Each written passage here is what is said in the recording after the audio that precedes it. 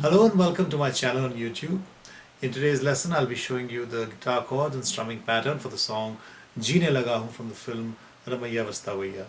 The song is in G minor and you just need to know four chords: G minor, F major, B flat major and E flat major. You could play it here or you could play it over here. And if you're not comfortable playing bar chords, you could play open chords with a capo on the third fret, and basically you'll be playing in the key of E minor. So you play E minor instead of G minor, you play D major instead of F, you play C instead of E flat, and you play G instead of B flat. So now let's check out the strumming pattern. I'll show it to you in a few ways, and the simplest way is going to sound something like this. I'll play it slowly for you.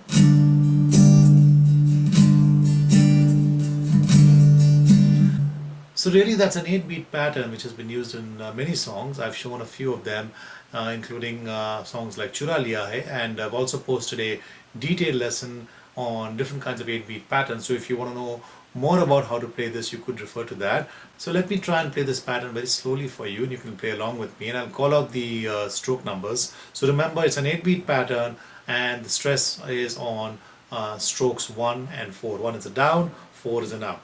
So 1, 4, 1, 4, 1, 4, 1, 4, 1, 4.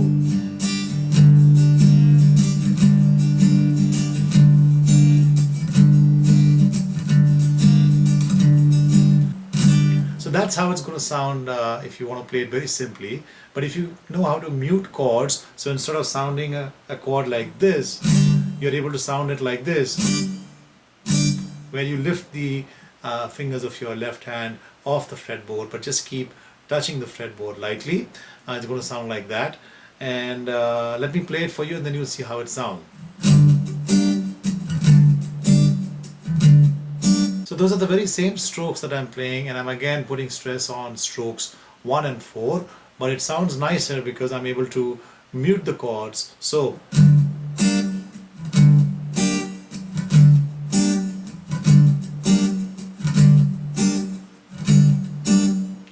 another variation which you could play is you could play strokes or put stress on strokes 1, 4 and 5. So it's going to sound something like this.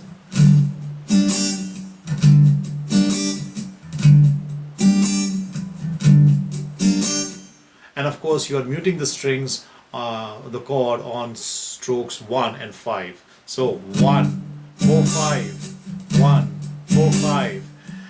You can play a lot of other variations on this. You could make it sound something like this. So that's 1, 5, 7, 1, 5, 7, 1, 5, 7.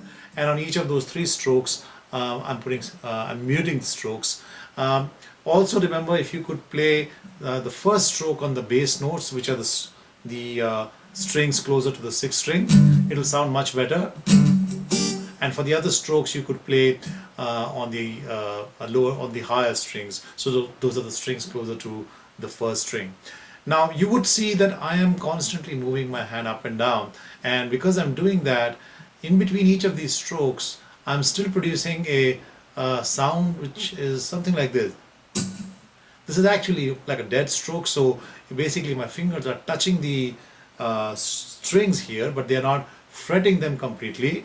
So it's like a muted sound, completely muted, so there's no chord being played, but these strokes fill in the gaps between the rest of the strokes. So instead of sounding something like this is like the pattern. Sounds very empty. It will sound something like this. So basically your hand is constantly hitting the strings, excepting that on some of the strokes you are fretting the chords, the strings, and on the others you're just letting your fingers lightly touch the strings here. There is an easy way to learn this pattern. this way of playing, this style of playing. It'll come to you naturally if you keep practicing the song, keep moving your right hand down and up like a pendulum, because you will ultimately end up hitting the string somehow or the other. But if you still want to see a way to learn this pattern, what you could do is you could start playing all of those 8 strokes with your fingers just touching these strings. So when you're playing G minor, you don't fret them completely, you just touch them. So it sounds something like this. So if you're playing those 8 strokes, first try practicing playing all of those 8 strokes like that. It should sound something like this, very straightforward. And once you've practiced this a lot, what you do is now you try to remember that if you want to play that pattern which you were playing earlier, all you have to do is let your fingers go down, your left hand fingers go down and play that and fret those strings so that the chord sounds out exactly on the points which I showed you. So if you want to keep it simple first, let's try the first pattern which I showed you, where you were putting stress on strokes 1 and 4. So what basically you're going to do is, when you're playing, those are 8 strokes, instead of playing all of those 8 strokes like that, for strokes 1 and 4, you will let your fingers press down, and as soon as you have played that stroke, you lift it up again. So it will sound something like this.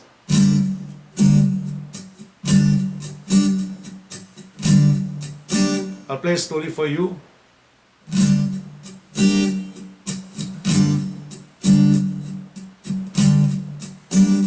So let me play all of those patterns for you one by one, and you will see in a moment how many the different kinds of variations you can do. So initially we started with this, and now with the muting effect.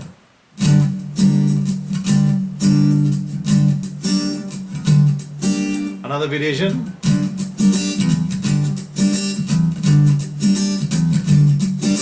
Another variation again.